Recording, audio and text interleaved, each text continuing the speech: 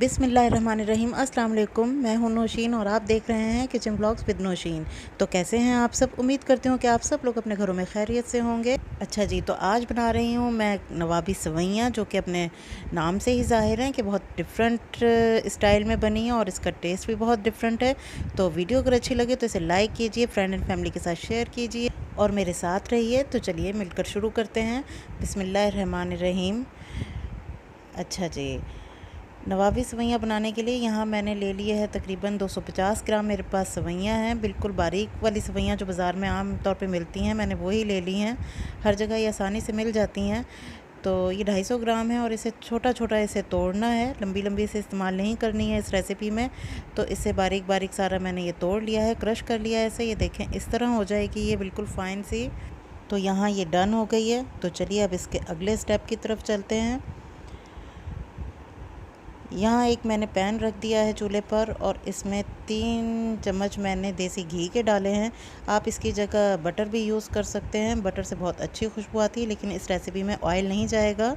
थोड़ा सा घी मेल्ट हो गया है तो मैंने इसमें क्रश की हुई सवैयाँ डाल दी हैं। लो टू मीडियम फ्लेम पर हम सवैयों को अच्छी तरह से रोस्ट करेंगे।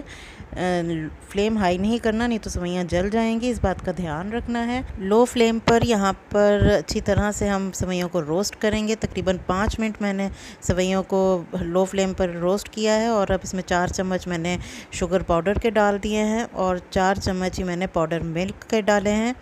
तो अब इसे 4 से 5 मिनट मज़ीद रोस्ट करेंगे ताकि ये दोनों चीज़ें अच्छी तरह से घी में और सवैयों में मिक्स हो जाएं।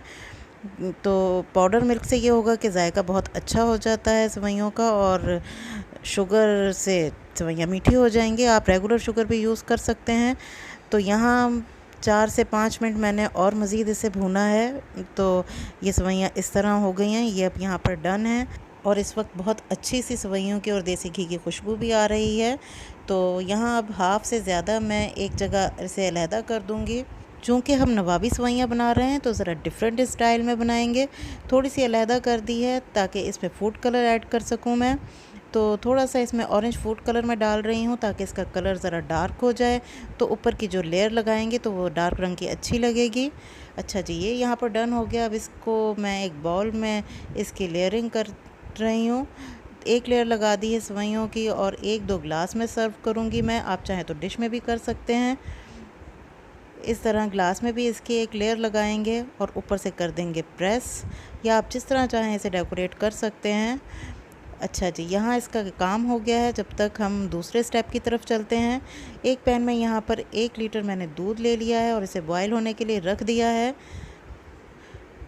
यहाँ पर हाफ़ कप दूध में मैंने 2 चम्मच वनीला पाउडर के डाल दिए हैं, वनीला कस्टर्ड पाउडर के, और 2 चम्मच ही कॉर्नफ्लोर के इसमें डाले हैं और इसे अच्छी तरह से यहाँ पर मिक्स कर कर रख देंगे।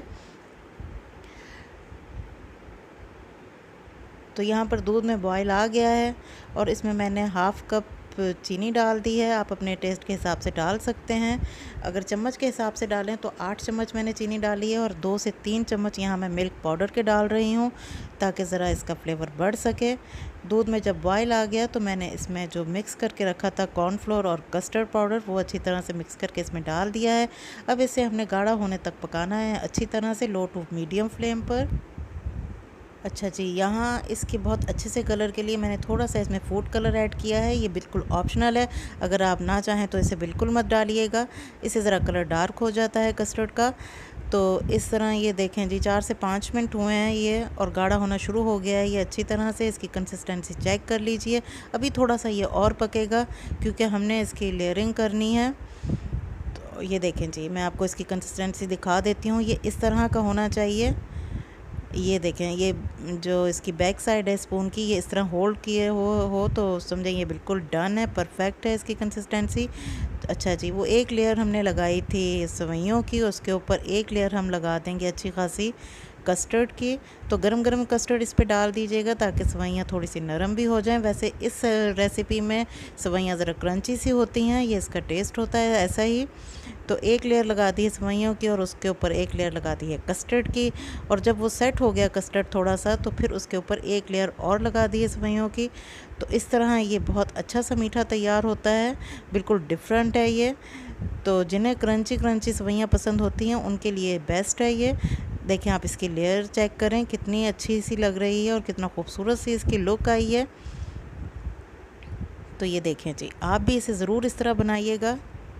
आप चाहें तो इसे डिश में भी सर्व कर सकती हैं, लेकिन मैं आज इसे अलग अलग सर्व कर रही हूँ। और इसे सेट करने के लिए तकरीबन फ्रिज में 2 से 3 घंटे रख दीजिए तो ये सेट हो जाए। तो सेट होने के बाद ये बहुत अच्छा सा तैयार हो जाता है, बहुत टेस्ट इसका डिफरेंट है। तो आप इसे ज़रूर ट्राई कीजिएगा। तो अगर वीडियो अच्छी लगे तो इसे लाइक कीजिए, फ्रेंड एंड फैमिली के साथ शेयर कीजिए। फिर मिलूँगी किसी और नई रेसिपी के साथ, तब तक के लिए अपना और अपनी फैमिली का बहुत ज़्यादा ख्याल रखिए। अल्लाह हाफ़िज़।